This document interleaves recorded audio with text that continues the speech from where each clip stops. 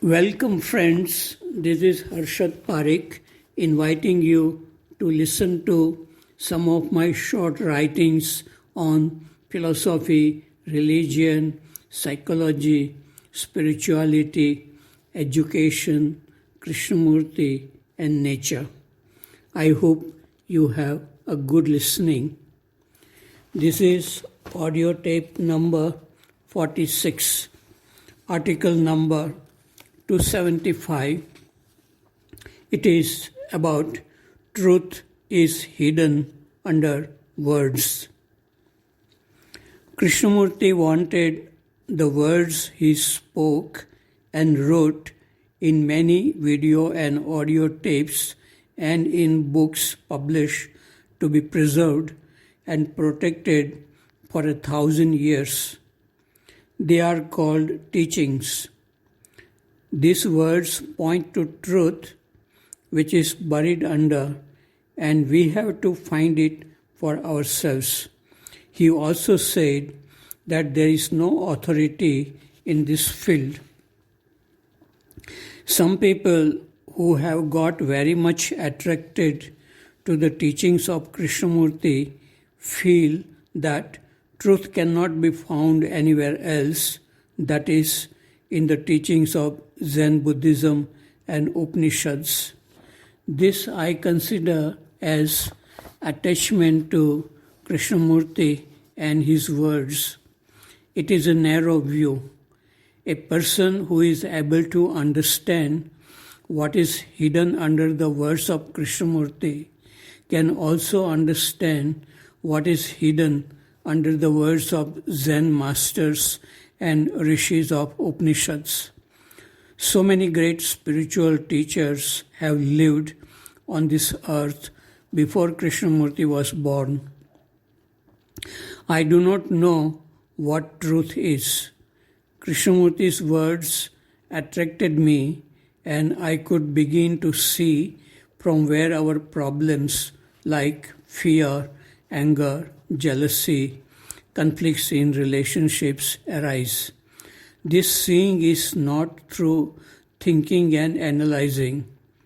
People who can see the source of all psychological problems non-verbally, silently, they do not need to read any book. The reading can go on within oneself effortlessly in all activities of the daily life. Then every day is a new, fresh day. Nobody knows if humanity will survive for 1,000 years.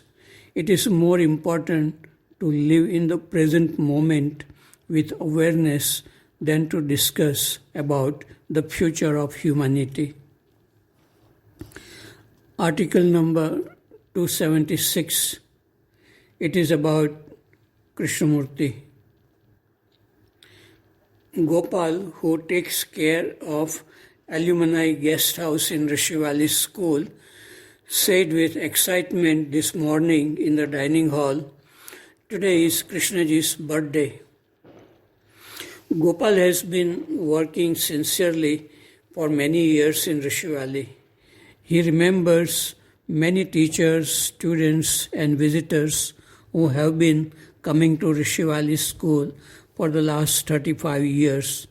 He works silently and has dedicated his life to this school. He loves to serve people who stay at the guest house. I too remember Krishnamurti every day ever since I read his first book in 1972. His books were good enough to bring a new way of looking, listening, and learning in my life.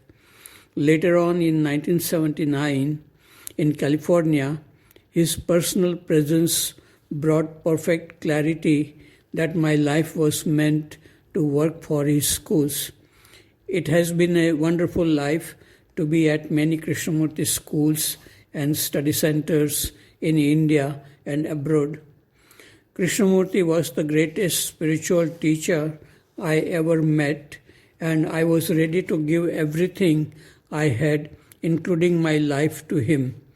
But he needed nothing. His only demand was that we be a light to ourselves and flower in goodness and love. Krishnamurti will be remembered by the humanity for many years to come. His teachings are very much relevant to the whole of humanity. Article number 277. This afternoon, we had a long dialogue among four of us at Krishnamurti Education Center of Canada about the nature of true action. Krishnamurti writes in his book, The First and Last Freedom, ideas breed further ideas, and when there is merely the breeding of ideas, there is antagonism and society becomes top heavy with the intellectual process of ideation.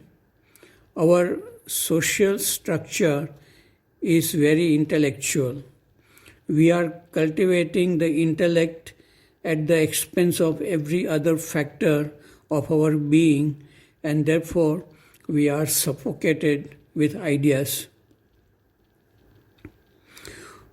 True action is in psychological spiritual field is the instantaneous action of seeing thoughts and feelings as they unfold in a state of silent, effortless awareness.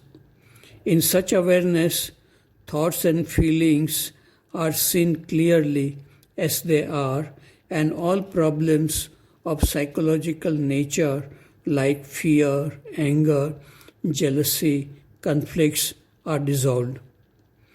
This silent awareness is not the product of intellect.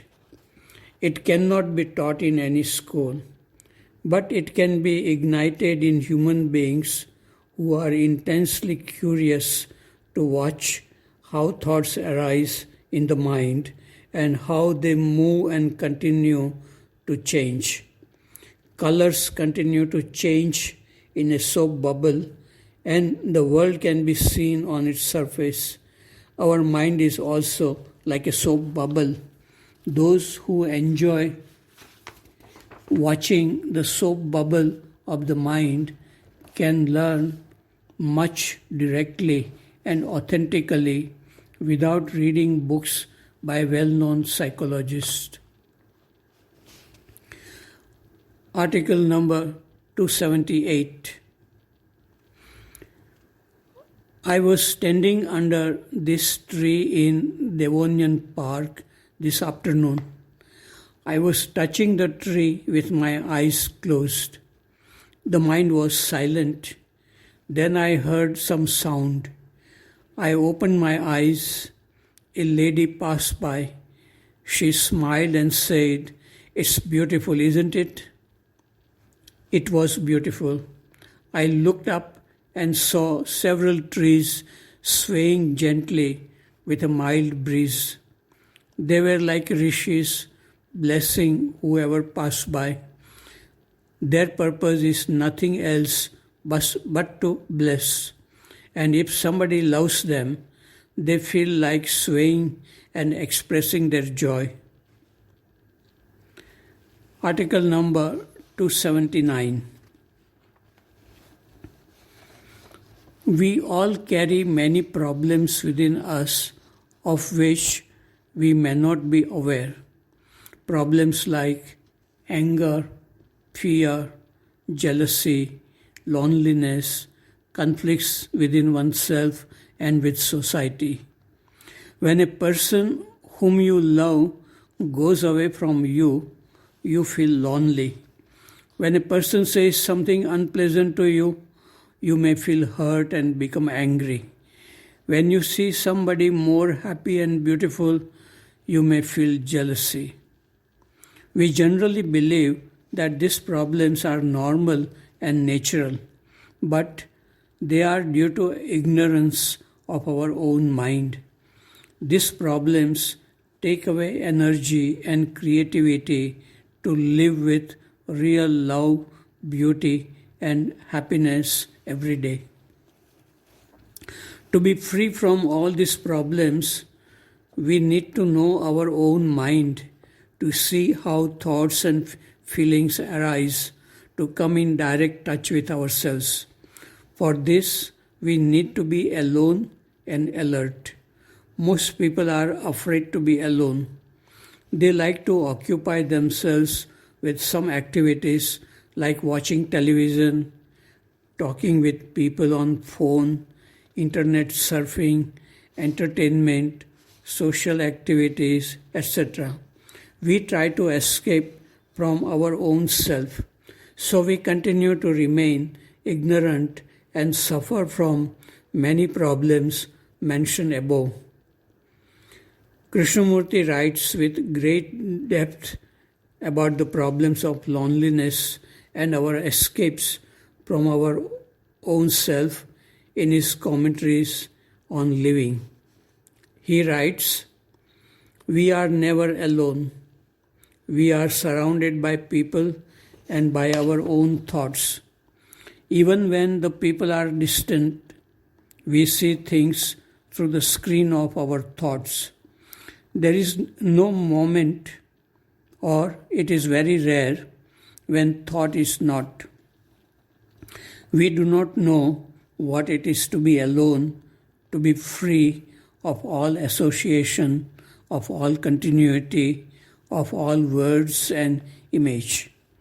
The ache of loneliness fills our heart, and the mind covers it with fear.